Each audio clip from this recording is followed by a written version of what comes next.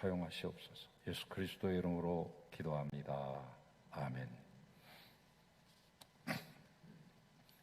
때는 AD 29년 9월 하순경, 이제 십자가 처형을 채 6개월도 남기지 않던 그 어느 날, 예수님은 제자들을 채근해서 급히 북쪽으로 가셨습니다.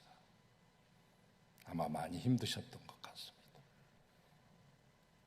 갈릴리 해변가 가버나움에서 선교하시다가 이제 모처럼 해외 선교를 떠나셨죠. 두로와 시돈 지방으로. 그리고 골란고원을 돌아서 다시 고향 땅으로 왔지만 거기에서 기다리고 있는 것은 문제투성이의 인생들이고 여기저기 아픈 곳을 내밀면서 고쳐달라고 아우성치고 신음하는 각색 병자들, 그리고 어떻게 하면 올무를 놓아서 그 올무에 걸리게 할까 하고 호시탐탐 노리는 바리새인들과 서기관들, 그리고 사두개인들의 그 올무가 점점 더 예수님을 옥죄어오고 있었던 바로 그때, 예수님은 이제 생애의 마지막이 될지도 모르는 쉼을 얻기 위해서, 그리고 충전하기 위해서 제자들을 데리고 그 머나먼 곳으로 이동하셨습니다. 예루살렘에서 120km, 나사렛 땅에서 약 90km 정도 북쪽으로 올라가게 되면 단이라고 하는 곳에 이르게 됩니다. 그것은 이스라엘의 북단을 상징하는 지명이죠. 그래서 우리가 말할 때 단에서 부엘세바까지 북단과 남단의 지명을 들면서 이스라엘 전체 영토를 묘사할 때 단에서부터 부엘세바까지라고 하는 표현을 씁니다. 마치 우리나라가 백두에서 한라까지라고 하는 단어를 쓰듯이 바로 그 단 지파, 야곱의 12아들 가운데 단 지파가 정착하기를 그토록 갈망하고 자원했던 정말로 아름다운 그 땅, 지금 가면 이제 텔단이라고 이름이 지어져 있어요. 텔단. 텔이라고 하는 그 언덕, 구름 뭐 이런 것을 말하는데 그 텔단 지역에 당시 사람들이 살고 있었던 것이죠. 참 좋은 곳입니다. 헐몬산 남쪽 기슭 위에 위치한 도시죠. 요단강의 원류를 형성하는 세 개의 지류가 있는데 그 가운데 나르베니아스라고 하는 그런 이 물이 흐르고 있는 원천이 그 부근에 있습니다. 저 2번 가봤는데 갈 때마다 또 놀라고 또 놀랐습니다. 제가 이스라엘에 대한 선입견과 편견을 깬 장소이기도 하죠. 흔히 뭐 척박한 땅, 뭐 사막만 있는 땅 이런 거 생각하기 쉬운데 인도에 갔을 때 인도 뭐 안드라프라데시주를 중심으로 해서 고원지대, 우리나라로 말하면 개마고원과 같은 그런 고원지대만 있는 줄 알았는데 저 동쪽에 남부지방을 가니까 케랄라라고 하는 곳이 있었습니다. 그것은 바로 도마가 인도 선교를 위해서 제일 먼저 항구에 입항했던 그런 곳이죠. 막 바나나 나무가 우거지고 막 어마어마한 고무나무들이 여기저기 쭉쭉 뻗어 있는, 그래서 강줄기가 막 한없이 뻗어져 있는, 이 도마가 이 강줄기를 따라서 저 첸나이까지 갔습니다. 옛날에 마드라스라고 그랬죠. 그래서 거기 가서 제 인도에 대한 편견이 깨진 것처럼 이스라엘에 가서 그만하다, 날씨가 덥다, 왜 이 정도밖에 안 되나 그런 생각을 하다가 이 텔단 지역에 가서 예수님이 가셨던 이 가이사랴 빌립보가 바로 그곳입니다. 예전에는 라이스라고도 불리우기도 했던 그런 지명이 있는데 정말입니다. 폭포수를 이루고 강줄기를 이루고 이스라엘 최고 관광 명소를 꼽으라고 하면 이스라엘인들, 자국민들도 단연코 넘버원으로 꼽는 장소가 되겠습니다. 그 수량이 어마어마합니다. 거기 가보면 에덴이라고 하는 동산 지명도 있어요. 얼마나 좋으면 에덴 동산이겠어요. 중앙쯤에 헬단 꼭대기 중앙쯤에 에덴이라고 하는 곳을 통과하게 됩니다. 이 텔단 안에는 여러 개의 솟아오르는 원천의 샘들이 있는데 그 가운데 제일 유명한 메인 원천이 뭐냐면 엔단입니다. 엔단이라고 하는 곳에 설명이 거기 붙어 있는데 여기에서는 연간 2억 4천만 입방미터의 물이 쏟아져 나옵니다 라고 하는 그런 글귀가 쓰여 있는 것을 제가 본 적이 있습니다. 지금도 안 잊어버립니다. 2억 4천만 입방미터가 흘러나옵니다. 조금 더 올라가 보면 폭포수를 이루며 떨어지는 곳이 있는데 그것은 바네아스 폭포. 초당 1초당 50톤이 콸콸콸 쏟아지는 곳입니다.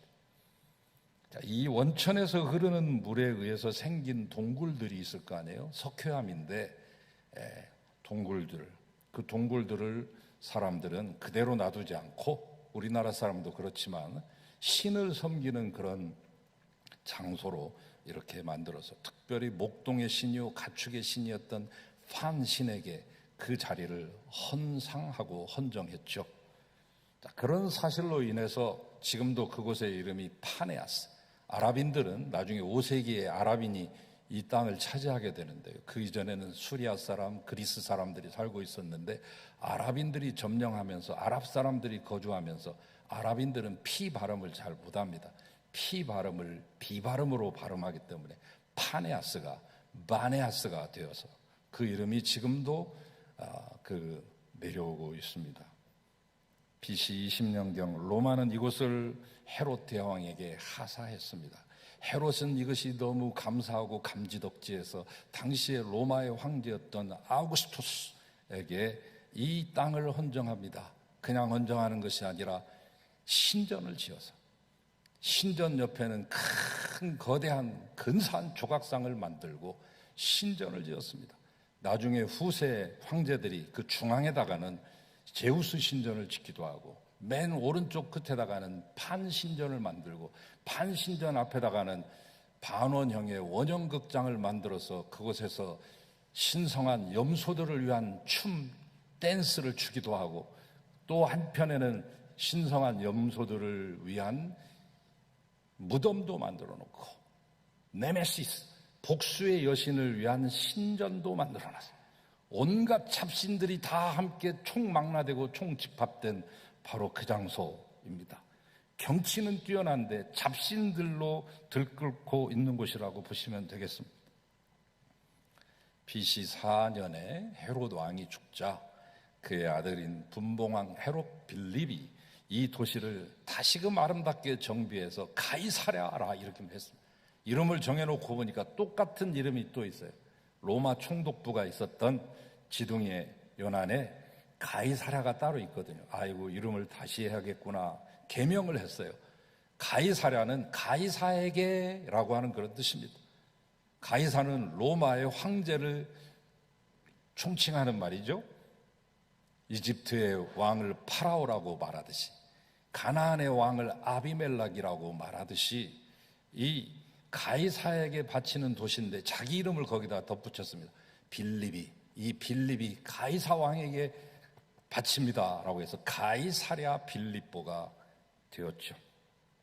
일찍이 구약시대에는 바알갓 또는 바알 헤르몬이라고 불렸던 그런 바알을 섬기던 것이었고 신약시대에 와서는 판신전이 있고 사람을 섬기는 가이사, 시저를 섬기는 신전이 있고 제우스 신전이 있고 네메시스 신전이 있고 반신반수인 이 염소 신인 판신 온갖 잡신을 섬기는 바로 그 지역으로 예수님이 일부러 제자들을 끌고 가신 이유는 뭘까?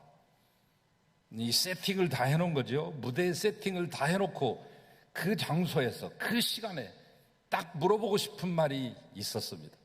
다 갖춰놓고 낙담해서 고기나 잡으러 간 베드로, 부활하신 주님이 그 갈릴리 해변가에서 베드로에게 무작정 찾아간 게 아니라 쳐들어간 것이 아니라 새벽녘에 그 해변가에 화투불을 피워놓고 세팅을 다 해놓은 다음에 생선도 다 구워놓은 다음에 네가 나를 사랑하느냐? 이렇게 3번 물으셨던 것처럼 오늘 이처럼 이 장소로 끌고 가신 데는 그만한 이유가 있었습니다. 이러한 장소에서 그러한 질문을 던져서 이 제자들을 시험하고 단련하기에 아주 적합한 장소로 여겼던 것이죠. 예수님은 공연히 그곳으로 가신 것이 아닙니다. 다 뜻이 있어서 그런 것이었습니다.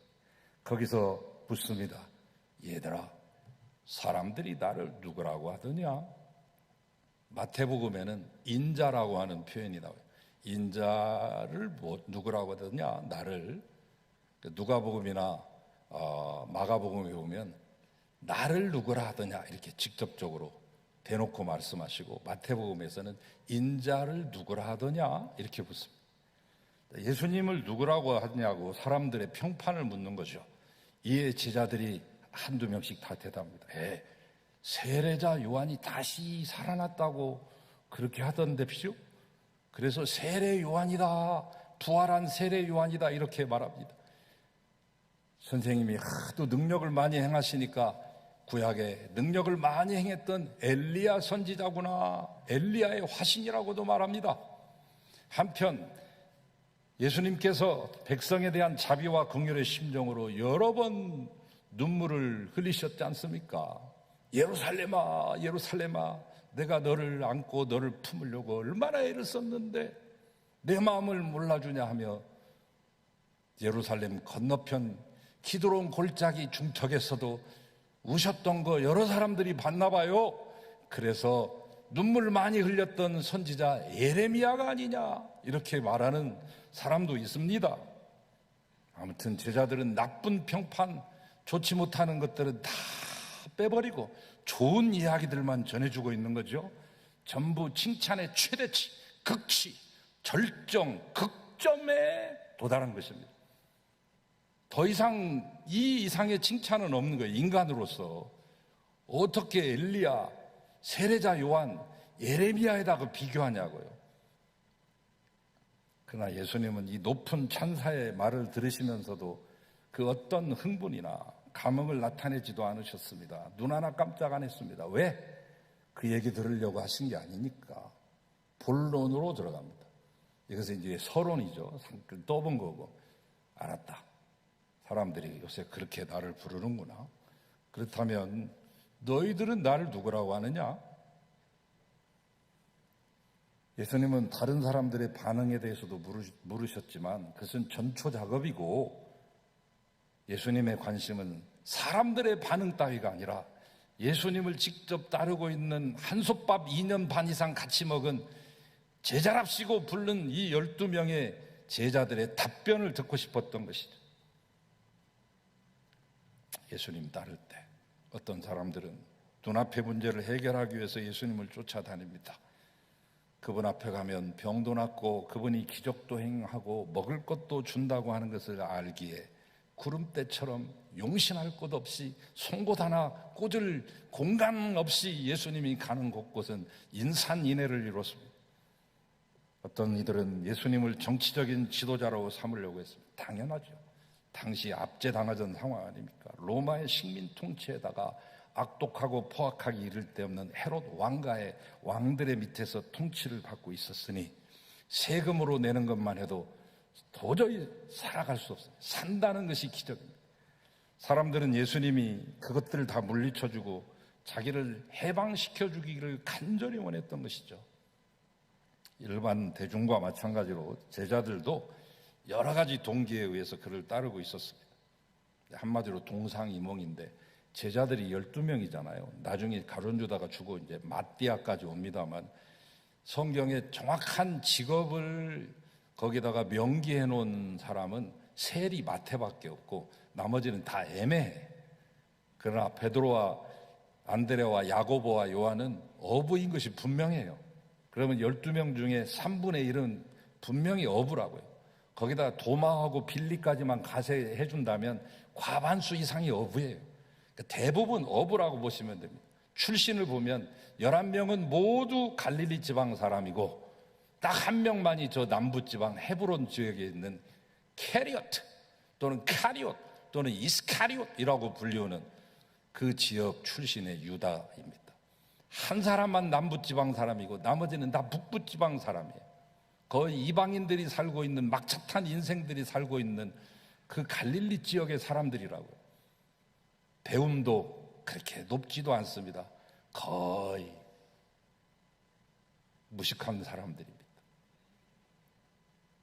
물론 이제 포목상, 빌립이 포목상을 했다고 하는 말도 있고, 도마는 부업으로 목수는 제가 말씀드렸죠. 목수는 나무와 그리고 돌과 쇠를 다루는 사람, 테크놈이라고 하는 말은 이것을 다 통칭해서 하는 말이라고. 진짜 건축업자라고 보시면 됩니다.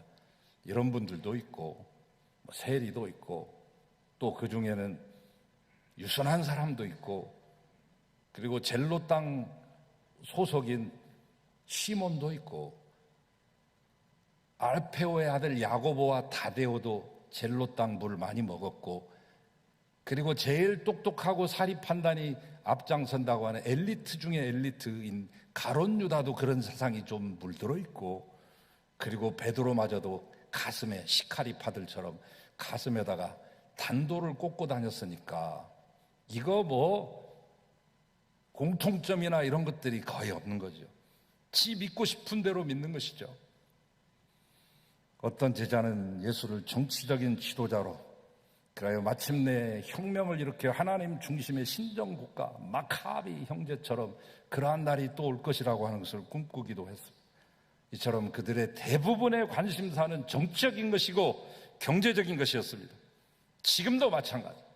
예수 그리스도를 생각할 때 저마다의 소원과 저마다의 욕망을 채워줄 구세주로 기대하고 있죠. 사회혁명의 선봉장으로, 물질 축복과 부귀 공명의 축복을 주시는 복덩어리로, 휴머니즘의 화신으로 예수를 받듭니다. 그런 사람들은 예수를 섬기는 것이 아니라 자기의 욕망을 우상으로 섬기고 있는 것이죠. 자, 그런 제자들의 사정을 모를 리 없는 예수님께서 또 한 번 마지막으로 떠봅니다. 너희들은 왜 나를 따라다니냐? 너희들은 나를 무엇으로 생각하니? 너희들이 내게 기대하는 게 뭐야? 이 물음입니다. 너희가 나를 누구라 하느냐는 말은 각 개인의 고백을 요구하십니다. 뭉뚱그려서가 아니라, 단체로가 아니라, 한 사람이 대표로가 아니라, 부모가 믿었으니 자식이 그냥 저절로 어머니의 치맛자락 붙잡고 천국 가고 천당 가는 것이 아니라 개개인 1:1 맨투맨으로 묻고 계시는 것입니다. 집단으로 물었지만 개개인에게 물은 것입니다. 그때 베드로가, 원래 베드로가 나서기 좋아하고 그러는데 총대를 메고 뱉은 말이 위대한 말이 됐죠. 다행히 정답 중에 정답이 됐죠. 100점 가지고도 모자란 120점 정도 되는 놀라운 말을 했죠. 주는 그리스도시요 살아계신 하나님의 아들이십니다. 원래 원어에는 주자가 빼있어요. 주는이 없어요. 그리스도시요 하나님의 아들입니다. 그냥 주어 없이 단도직입적으로 본론으로 들어갔는데, 우리는 좀 이해를 돕기 위해서 나중에 번역을 할 때 주는이라고 하는 말을 넣어줬습니다. 자, 그리스도, 기름 부음 받은 자 아닙니까? 히브리어로 말하면 메시아. 기름 부음을 받을 수 있는 사람은 한 세 개의 계층밖에 없죠. 왕, 제사장, 선지자. 이 말은 무슨 말이에요? 그리스도는 만왕의 왕이요, 영원한 대제사장이며 영원한 말씀의 대언자입니다. 그리하여 우리의 중보자가 되신 것을 의미하는 거죠. 그러므로 그리스도, 메시아라고 말하는 것은 단순한 호칭에 그치는 것이 아니라 예수님만이 우리의 길이요, 그분만이 우리의 생명이며 그분이 진리, 구세주라고 하는 고백이에요. 여기에 베드로는 하나를 더 하죠. 살아계신 하나님의 아들이십니다. 예수님은 지금 기껏 사람들이 인자를 누구라 하더냐? 사람의 아들. 예전에 이문열 씨가 사람의 아들을 써가지고 대학교 제가 입학하니까 막 이 소설이 베스트셀러가 되고, 저 실험극장 제가 자주 출입했는데 거기에서 정동환 씨, 지금도 기억이 나네요. 정동환 씨가 주인공으로 나와가지고 이 사람의 아들, 그 연극으로도 대히트를 했던, 예수님은 나는 사람의 아들인데 사람들이 사람의 아들을 누구라 하더냐, 너희는 누구라 하냐 이렇게 부르는데, 베드로는 Son of Man을 베드로는 바꿔서 Son of God, 하나님의 아들이십니다 라고 고백합니다. 이 말은 뭐냐면 보이지 않는 하나님, 보이는 하나님으로 나타내셨다, 그 뜻입니다. 위대한 고백이죠. 예수님도 직접 말씀하셨잖아요. 빌립이 하러는 와가지고, 에이 예수님 우리가 2년 넘게 이렇게 따라다니는데, 예수님 옆구리 쿡쿡 찌르면서 아양도 떨면서 이제 하나님 좀 보여주실 때 됐잖아요. 하나님 좀 보여줘요. 그때 예수님이 나를 본 자는 아버지를 보았거늘 어찌하여 아버지를 굳이 보여달라 하느냐? 아버지가 내 안에, 내가 아버지 안에 있는 것을 네가 믿지 아니하느냐?